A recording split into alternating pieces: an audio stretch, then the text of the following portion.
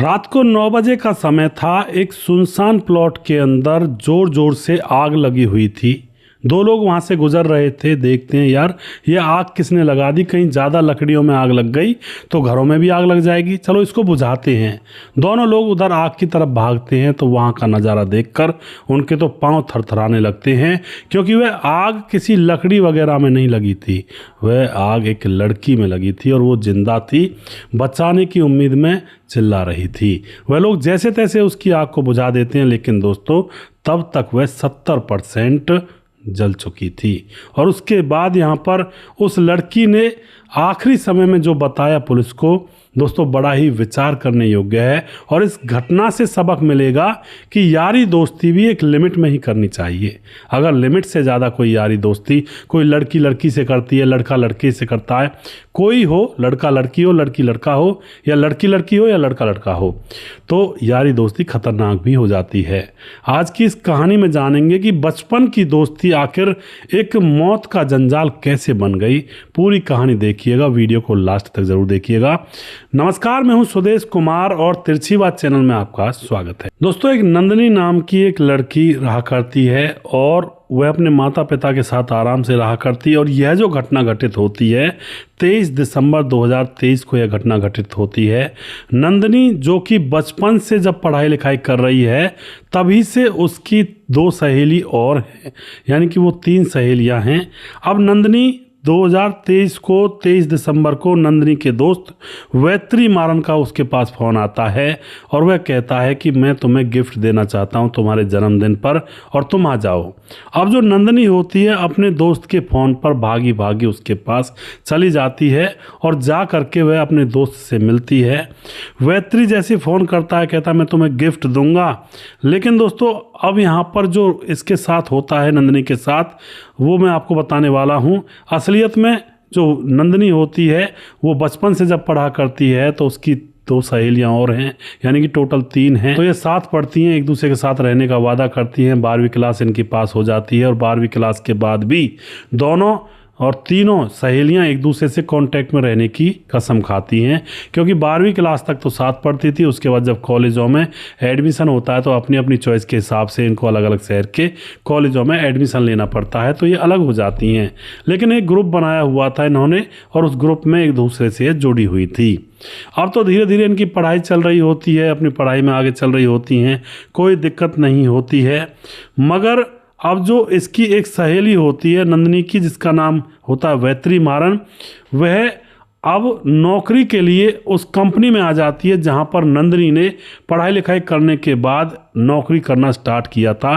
तो उसी में इसकी सहेली वेत्री आ जाती है और अब ये जब दोनों मिलती हैं तो दोनों बड़े खुश होते हैं। दोनों खुश होते हैं कि भाई अब हम एक साथ काम करेंगे, बहुत अच्छी बात है, बचपन से साथ रहे हैं। इधर दोस्तों जो वेत्री होती है उसके मन में कुछ अलग चीज़ चलने लगती है। वह अब लड़की तो है लेकिन वह लड़का बनना चाहती है। वह अपने घर वालों से कहती है पहले तो मैं अपना जेंडर चेंज करवाना चाहती हूँ, तो घर वाले बिल्कुल मना कर देते हैं। और फिर जो वेत्री होती है घर वालों के खिलाफ जा करके, और जो जेंडर चेंज करने का ऑपरेशन होता है बहुत महंगा होता है, तो यह पहले कमाती है, पढ़ाई के बाद नौकरी करती है, अच्छी अच्छी कंपनियों में पैसा बचा कर इकट्ठा करती है। और अब यह जब नंदिनी से मिलती है तो अब उससे कहती है कि मैं अपना जेंडर चेंज करवाना चाहती हूँ। अब नंदिनी और उसकी एक दोस्त और थी और एक दोस्त ये वेत्री थी। तीनों में जब ये बातें होती है तो जो तीसरी सहेली होती है इनके ग्रुप से आउट हो जाती है और कहती है कि ये क्या बात है, वेत्री जो जेंडर चेंज करवाएगी ये कौन सी बात है, और मुझे तुम्हारे साथ नहीं रहना। तो उसके बाद तीसरी सहेली तो इनसे दूर हो जाती है, मगर नंदिनी जो होती है वह वेत्री का पूरा साथ देती है और कहती है कि देखो जो तुम्हारे मन में वो करो, दुनिया वालों की ऐसी तैसी। और उसके बाद यहाँ पर वेत्री का ऑपरेशन होता है, वह जेंडर चेंज करवा करके एक लड़का बन जाती है। और उसके बाद नंदिनी उसका खूब ख्याल रखती है और उसका साथ देती है। और जब ये लड़का बन चुकी थी वेत्री, अब इसको हम वेत्री मारन लड़का कहेंगे, यही दोस्तों नंदिनी को इसके जन्मदिन पर फ़ोन करके बुलाता है यानी कि अब लड़का बन चुका है। तो दोस्तों इस तरह की इनके बीच में कहानी थी। अब जैसे जो वैत्री होती है, वैत्री मारन अपनी बचपन की सहेली नंदिनी को उसके जन्मदिन का तोहफा देने के लिए बुला लेती है, और बुला करके पहले तो यह एक अनाथ आश्रम में जा करके खूब सारी जो चीज़ें हैं दान करते हैं, पैसा भी दान करते हैं, खाने पीने की चीज़ें। उसके बाद सड़क पर भूखे बैठे हुए लोगों को खाना खिलाते हैं दोनों मिल करके। इस बात को देख करके नंदिनी बहुत खुश हो रही थी कि मेरी सहेली, हालांकि अब सहेला बन चुकी है, वह बहुत ही अच्छा काम करती है मेरे लिए। देखो मेरे लिए जन्मदिन पर कितना खर्चा कर रही है। अब सारा काम जब हो जाता है तो अब होती है रात, और रात के 9 बज जाते हैं, और रात के 9 बजे अब जो वैत्री मारन होती है वह अब नंदिनी से कहती है कि मुझे तुम्हें एक सरप्राइज देना है और चलो मेरे साथ। दरअसल दोस्तों यहाँ पर नंदिनी की कुछ समय पहले वैत्री मारन से थोड़ा बहुत किसी बात को लेकर झगड़ा भी हुआ था, लेकिन उसका भरोसा बहुत था वैत्री मारन के ऊपर, और यह भरोसा ही इसका काल बन जाता है। और अब जो वैत्री मारन होता है वह नंदिनी को गिफ्ट देने के लिए एक सुनसान पड़े प्लॉट में ले जाता है, और वहाँ पर कहता है कि पहले तुम अपनी आंखें बंद करो और अपने हाथ पांव बांध लो, मैं जब दूंगा तुम्हें गिफ्ट। एक अजब निराला गिफ्ट है जिसको मैं दूंगा, हाथ पांव बांधने पड़ेंगे। अब जो नंदिनी होती है वह विश्वास करती है, भाई बचपन की सहेली है, हालांकि अब वह सहेला बन चुका है, आज लड़का बन चुका है, तो वह अपने हाथ पांव बंधवा लेती है। और जैसे ही नंदिनी के हाथ पांव बांध दिए जाते हैं वैत्री मारन के द्वारा, तो उसके बाद अब वह अपनी जेब से ब्लेड निकालता है और ब्लेड से नंदिनी के ऊपर कट लगाने लगता है। नंदिनी जोर जोर से घबराने लगती है, लेकिन मुंह बंद किया हुआ था। और उसके बाद दोस्तों यहाँ पर क्या होता है, वह उसके ऊपर पेट्रोल डाल देता है, और पेट्रोल डालने के बाद तिल्ली जलाता है और नंदिनी को आग के हवाले कर देता है, और वहाँ से तुरंत गायब हो जाता है, फरार हो जाता है। अब तो यहाँ पर दोस्तों जब आग लग रही थी तो 2 लोग गुजर रहे थे, भाई ये आग कहाँ लग रही, कहीं घरों में ना लग जाए, कोई थोड़ी बहुत ऐसी लग रही होगी तो उसको बुझा देंगे, चलो। वह जाकर के जैसे उस खाली प्लॉट में देखते हैं तो वहाँ पर एक लड़की तड़प रही थी, आवाज़ उसकी सिर्फ नाक से निकल रही थी और वो काफ़ी नहीं थी, और वह तड़प रही थी। तो इतने में जा करके जैसे तैसे उसको बुझाते हैं, आग को रेत मिट्टी डाल करके, और उस लड़की के जो हाथ पांव बंधे हुए थे उनको खोलते हैं और पुलिस के पास फ़ोन कर देते हैं। पुलिस तुरंत वहाँ पर पहुँच जाती है, और अभी लड़की थोड़ी थोड़ी होश में थी। पुलिस पूछती है उससे कि आखिर तुम्हारे साथ ये किसने किया है, या फिर तुमने अपने आप जो भी कुछ किया बताओ हमें। तो दोस्तों नंदिनी यहाँ पर अपने घर वालों का फ़ोन नंबर बताने की बजाय वह नंबर बताती है वैत्री मारन का, जिसने आग लगाई थी।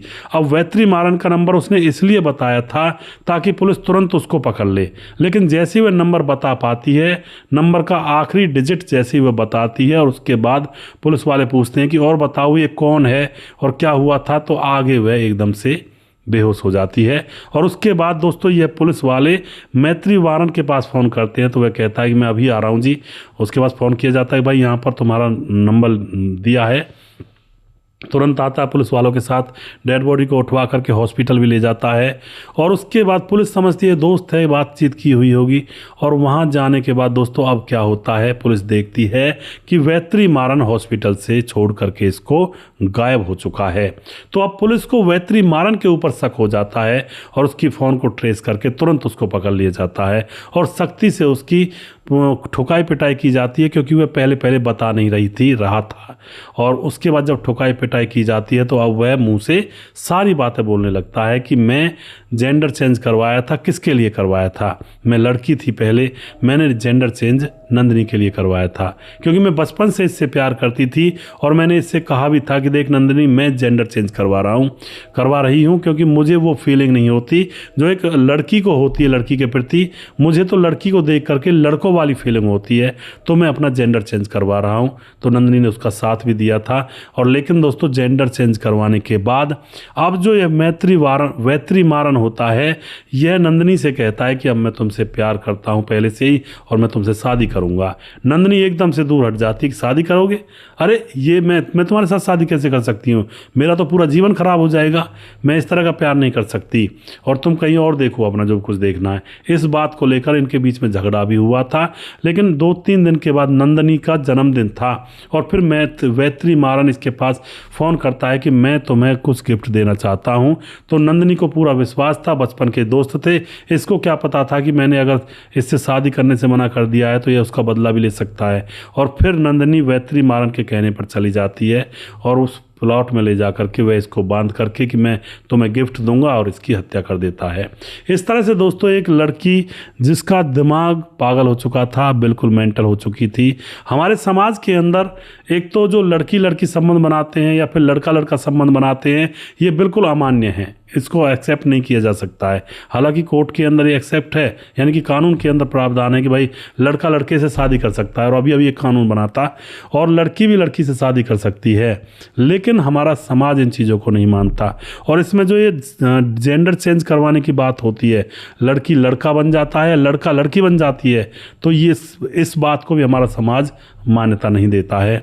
और यहाँ पर वैत्रीमारन को शादी करनी थी अपनी ही सहेली नंदनी से, लेकिन नंदनी को पता था कि मैं इससे शादी करके मुझे ना बच्चे होंगे, क्या करूँगी मैं, क्या सिस्टम रहेगा, कुछ नहीं होगा। तो इसलिए दोस्तों यहाँ पर उसने मना किया था। अब आप क्या कहना चाहते हो इस घटना के बारे में? आजकल जो सगे मित्र होते हैं ना, जो दोस्ती जिनसे बचपन से होती है, वो भी किसी कदम को उठाने में पीछे नहीं होते हैं, जैसा कि यहाँ पर इस घटना के अंदर हुआ। तो बचकर रहें, अपनी जान सबसे प्यारी होती है दोस्तों, जीवन बड़ी मुश्किलों से मिलता है, इसको किसी के हवाले ना करें, कोई ऐसे मारकर चला जाए ऐसी परिस्थिति ना आने दें। जीवन बहुत कीमती होता है, इस जीवन को भक्ति में और पूजा पाठ आराधना में और सच्चे कर्मों में और अच्छी चीज़ों में लगाएं। शादी तो घर वाले करवा ही देते हैं, ऐसी बड़ी चीज़ नहीं है ये। लेकिन वो उम्र होती है ना 18 से 22-25 साल की, उसमें लोगों को लगता है कि भाई शादी और लड़की के साथ जाना या लड़के के साथ जाना कितना अच्छा होता होगा। लेकिन ये सब कुछ दिन का मेला होता है, फिर सब कुछ फीका पड़ जाता है, कुछ अच्छा नहीं लगता। बस सोचने की बात होती है। अगर इंसान सही से चले तो, अगर सही से ना चले तो भैया बुढ़ापे तक भी वासना पीछा नहीं छोड़ती, यह भी सत्य है। तो इंसान को सही रास्ता पकड़ना बहुत ज़रूरी होता है, जिससे कि लाइफ सुरक्षित रहे, जीवन सुरक्षित रहे और अपने जो इंसान की इज्जत है वो सुरक्षित रहे। वीडियो के लास्ट में कुछ भाइयों के नाम लेना चाहूँगा जो हमारे वीडियोज़ को देखते हैं और हमें खूब सपोर्ट करते हैं। हमारे साथ सुजीत कुमार हैं जो कि कमेंट करते हैं गुरुजी राधे राधे। के पूर्णा पत्रा हैं। पंकज कुमार कमेंट करते हैं भाई जी को राम राम, आपकी स्टोरी बहुत अच्छी लगती है। 1 जनवरी को इनके फ्रेंड का जन्मदिन है। पंकज भाई का जो दोस्त है उनको जन्मदिन की बहुत बहुत ढेर सारी शुभकामनाएं और अच्छे से रहें और खूब अच्छे से जन्मदिन मनाएं। आप खुश रहें, परिवार खुश रहे। और उसके बाद हमारे साथ हैं सर्वेश कुमार कमेंट करते हैं, अशोक गहलोत कमेंट करते हैं, ऐसे ही सुनाते रहें, बहुत बहुत धन्यवाद जी। यशवंत सिंह चौहान कमेंट करते हैं, प्रवीण बघेल शिवपुरी से हैं, अमित पटेल बिहार बेलवा मोतिहारी ज़िले से हैं और समाधान पाटिल जलगांव महाराष्ट्र से हैं।